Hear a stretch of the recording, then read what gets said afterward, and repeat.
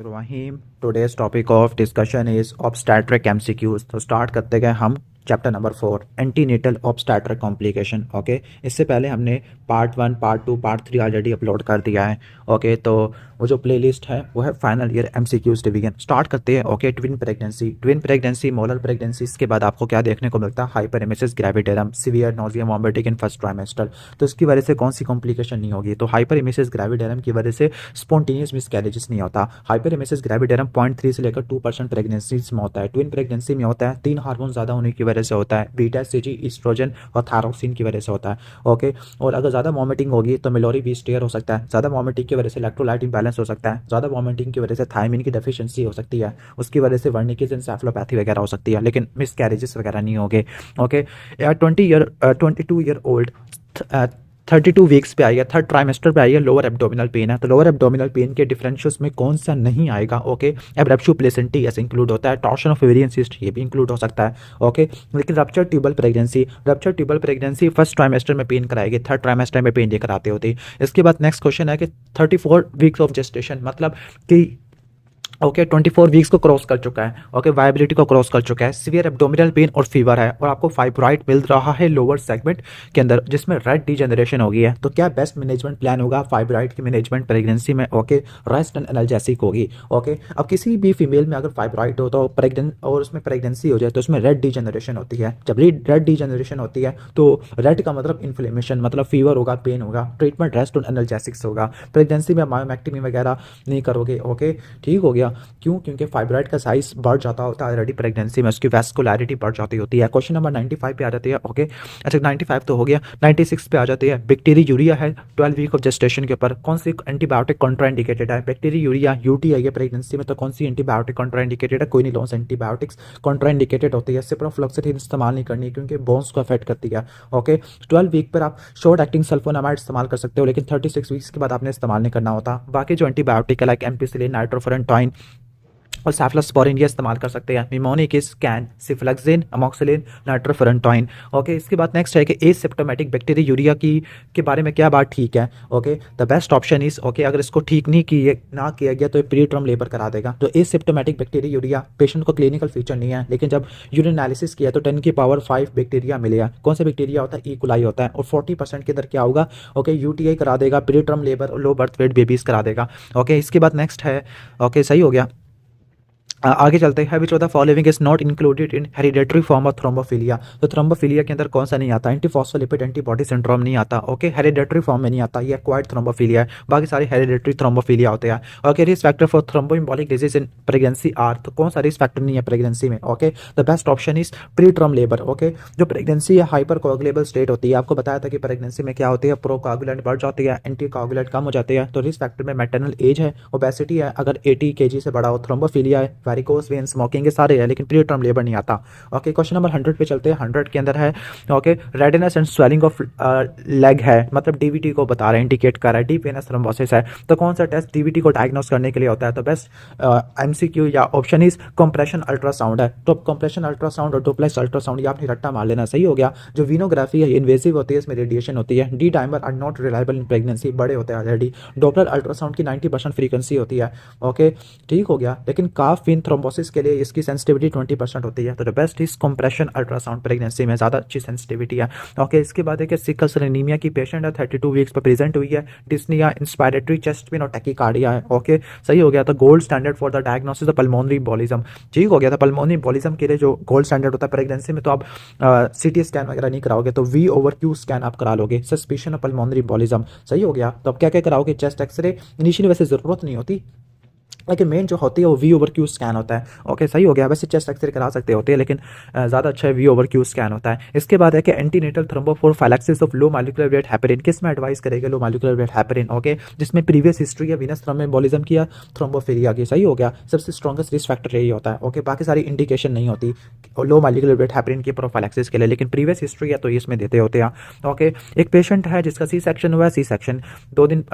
Okay, ठीक है। तो which of the following should be taken for the prevention of DVT? तो DVT के प्रिवेंशन के लिए आपने क्या करना होता है? ओके, सही हो गया। अच्छा 103 एमसीक्यू रह गया। अच्छा, लो मॉलिक्यूलर वेट हेपेरिन के बारे में क्या बात ठीक है, तो best option is longer half life होती है एज कम्पेयर टू अनफ्रैक्शनेटेड। इसको हम सबकुटेनियस रूट से देते हैं, इसके मॉनिटर करने के लिए फैक्टर 10A के लेवल्स देखते होते हैं।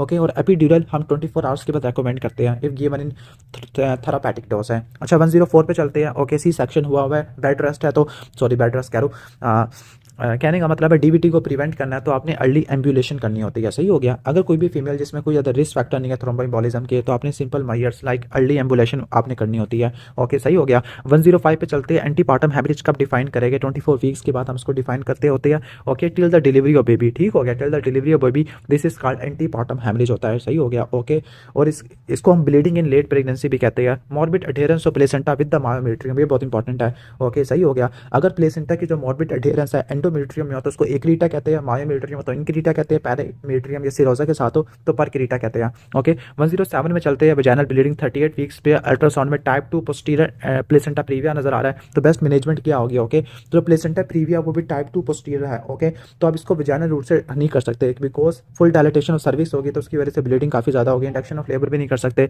तो लोअर सेगमेंट सी सेक्शन करेगी, अपर सेगमेंट भी नहीं करेगी, लोअर सेगमेंट सी सेक्शन करेगी। सही हो गया।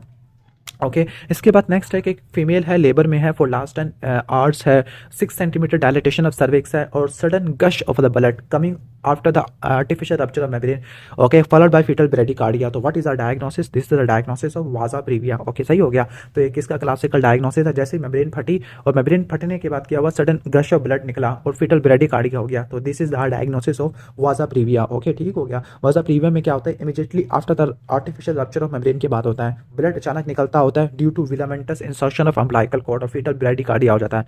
ठीक हो गया। इसके बाद है कि in which type of antepartum haemorrhage mother is not at danger. Okay, तो बेस्ट ऑप्शन क्या होगा? ओके, 109 का बेस्ट ऑप्शन होगा वाजा प्रीविया। वाजा प्रीविया में जो ब्लीडिंग होती है माँ के लिए नहीं होती बल्कि बच्चे के लिए ज़्यादा नुकसानदेह होती है, क्योंकि जो ब्लीडिंग होती है वो फीटल इन ऑरिजिन होती है। सही हो गया। बाकी सारी कंडीशन में जो ब्लीडिंग है वो माँ को नुकसान पहुंचाती है। ओके, सही हो गया। 1110 पे चाहती है सी सेक्शन परफॉर्म किया गया for some degree of placenta previa operation कहता है। प्लेसेंटा एक पर क्रीटा था, पर क्रीटा मतलब सिरोजा के साथ मॉर्बिड अडेरेंस है। सर्जिकल मैनेजमेंट क्या होगा इसके लिए? तो best management is okay hysterectomy करनी है, सिजेरियन हिस्ट्रेक्टमी। ओके, सब टोटल हिस्ट्रेक्टमी से कोई काम नहीं चलेगा। बी लिंच सुचर यहाँ पे लिखा हुआ है, बी लिंच सुचर, तो उसके लिए इस्तेमाल करते हैं, यूट्राइन एटोनी के लिए इस्तेमाल करते हैं। हैवी पेनलेस वजाइनल ब्लीडिंग है, दैट मींस आप किसकी तरफ जाओगे? आप वेनस वजाइनल ब्लीडिंग मतलब प्रीविया में जाओगे, फीटस ट्रांसवर्स लाई में है। Okay, which of the following is suggestive of placental abruption? तो प्लेसेंटल अब्रप्शन का क्या सजेस्टिव पॉइंट होता है? प्लेसेंटल अब्रप्शन में जो यूट्रस होता है वो हार्ड होता है और टेंडर यूट्रस होता है। ओके, इसमें पेनफुल वजाइनल ब्लीडिंग होती है। ओके, सही हो गया। प्रीविया में क्या होगा? ओके, प्रीविया में पेनलेस वजाइनल ब्लीडिंग होगी, हाई हेड होगा, एबनॉर्मल लाई आपको देखने को मिलेगा। ओके, प्रीविया में ठीक हो गया। ट्रांसवर्स लाई ऊपर लिखा हुआ था।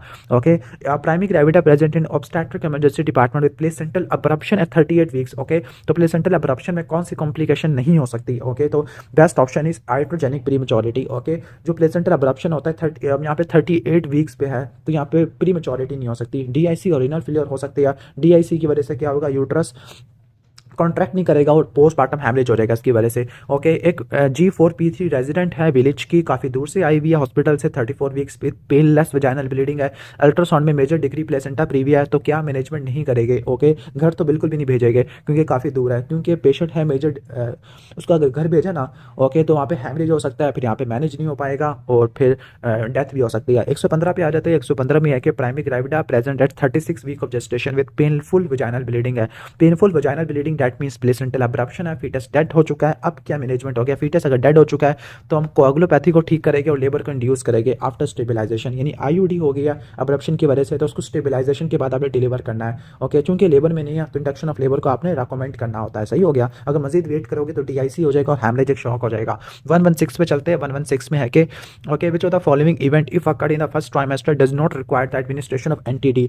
ओके, एंटी-डी आपने कब नहीं लगवाना है? RH नेगेटिव में। Okay, best option is after spontaneous miscarriage. After spontaneous miscarriage in first trimester जो वॉल्यूम ऑफ फीटल ब्लड होता है जो कि माँ के सर्कुलेशन में एंटर होता है वो बहुत कम होता है, यानी स्पॉन्टेनियस मिसकैरेज के बाद जो फीटल ब्लड होता है वो माँ की सर्कुलेशन में एंटर नहीं होता, जिसकी वजह से सेंसिटाइजेशन नहीं हो पाएगी। बाकी सबके अंदर आपको 250 इंटरनेशनल यूनिट आपको स्मॉल डोज देनी है, like therapeutic termination of pregnancy है, लैप्रोटमी फॉर एक्टोमी प्रेगनेंसी है, मोलर प्रेगनेंसी है, CVS है। 117 में चलते हैं। 117 में है कि एक मेल बेबी को डिलीवर किया है 2 घंटे पहले है, माँ का जो ब्लड ग्रुप था B नेगेटिव। नेगेटिव मतलब RH हो सकता है, बेबी का पॉजिटिव होता है। ओके, RH सेंसिटाइजेशन को प्रिवेंट करने के लिए जो एंटी-डी है वो आपने विद इन द 72 आवर्स में आपने देना होता है। Okay, 72 hours of sensitizing event में आपने देना होता है। Minimum amount of fetal blood from a RH positive fetus that will sensitize RH negative. Okay, कितना फीटल ब्लड चाहिए? ओके, जो कि स्पॉन्टेनियस मिसकैरेज में नहीं होता, तो 0.25 रट्टा मार लेना, 250 ही रट्टा मार लो, और ये 250 इंटरनेशनल यूनिट की डोज दी जाती है। RH सेंसिटाइज वुमेन में जो नॉन इन्वेसिव टेस्ट होता है for detection of fetal anaemia, तो वो कौन सा होता है? Non invasive test is middle cerebral artery Doppler. Okay, RH में यही मिडल सेरेब्रल आर्टरी डॉपलर कराते हैं। क्यों? क्योंकि एनीमिया में क्या होगा, एनीमिया में जो विस्कोसिटी है ब्लड की वो कम हो जाएगी, ब्लड फ्लो बढ़ जाएगा, और इसी हम मिडल सेरेब्रल आर्टरी में ब्लड फ्लो को देख लेते होते हैं। नॉन इन्वेसिव टेस्ट होता है। इसके बाद है कि अर्ली लेबर में फीमेल प्रेजेंट हुई है बी नेगेटिव, मतलब RH सेंसिटाइजेशन हो सकता है, RH आइसो इम्यूनाइजेशन हो सकता है, और वो ऑलरेडी सेंसिटाइज हो चुकी है प्रीवियस प्रेगनेंसी पर। ओके, और CTG में क्या मिला है? बीट टू बीट वेरिएबिलिटी कम मिल रही है, साइनसॉइडल पैटर्न भी आपको कम देखने को मिल रहा है। These are due to, okay, ठीक हो गया। तो इसका बेस्ट ऑप्शन क्या होगा? This due to fetal anaemia. तो जो अनीमिया में क्या होगा? साइनसॉइडल पैटर्न होगा और reduce beat to beat variability होगी। सही हो गया। For the detection of amount of fetal cells entered in the maternal circulation, कितने सेल्स एंटर हुए हैं? नॉर्मली 0.25 ml आपको बताया था। तो कौन सा टेस्ट कराते हैं? इसके लिए एक टेस्ट का नाम है, उसका नाम है क्लियोर-बेटकी टेस्ट होता है। क्लियोर-बेटकी टेस्ट ये मेजर करता है कि कितना फीटल ब्लड मैटरनल सर्कुलेशन में एंटर हुआ है, जिसके बाद आपने कितनी एंटी-डी की डोज देनी है for the prevention of antibodies formation. 122 पे चलते हैं। 122 में है कि RH sensitize feto maternal unit भी आई है 26 वीक्स पर for intra uterine blood transfusion. तो ब्लड ट्रांसफ्यूजन में सारी प्रॉपर्टीज होनी चाहिए। क्या चीज़ नहीं होनी चाहिए? ओके, या कौन सा क्राइटेरिया फुलफिल नहीं होना चाहिए? HB around 18। ओके, सही है। HB अराउंड 30 ग्राम होनी चाहिए, डेंसली पैक होना चाहिए, और साइटोमेगालो RH नेगेटिव होना चाहिए। तो HB अराउंड 80 नहीं है, HB अराउंड 30 होना चाहिए। ओके, एक बेबी है जस्ट डिलीवर हुआ है RH सेंसिटाइज फीमेल से, तो कौन सा टेस्ट हम उसके ब्लड पर हम नहीं करेंगे? बाकी सारे करेंगे, कौन सा नहीं करेंगे? तो इंटरैक्ट कॉम टेस्ट है, ये हम मैटरनल सीरम पे करते हैं, फीटल ब्लड पे नहीं करते होते, बाकी सारे हम करेंगे। सही हो गया। जो इंटरैक्ट कॉम टेस्ट होता है ये मैटरनल सीरम पे होता है, इसमें आप RH एंटीबॉडीज का पता लगाते हैं, बाकी सारे टेस्ट हम करेंगे। सही हो गया। इसके बाद नेक्स्ट है कि लास्ट MCQ है, RH नेगेटिव यानी B नेगेटिव है, 6 प्रेगनेंसी में आई है, फीटो मैटरनल यूनिट में फॉर फीटल ब्लड ग्रुप है, तो कौन सा नॉन इन्वेसिव टेस्ट होगा for determination of fetal blood group? तो जो नॉन इन्वेसिव टेस्ट होता है वो सेल फ्री फीटल DNA होता है, ऑलरेडी मैं प्रीवियस वीडियो में एक्सप्लेन कर चुका हूँ। दूसरे जो टेस्ट है वो इन्वेसिव टेस्ट होता है। डॉपलर तो नॉन इन्वेसिव है, लेकिन डॉपलर किसी काम के नहीं है फीटल ब्लड ग्रुप के मामले में।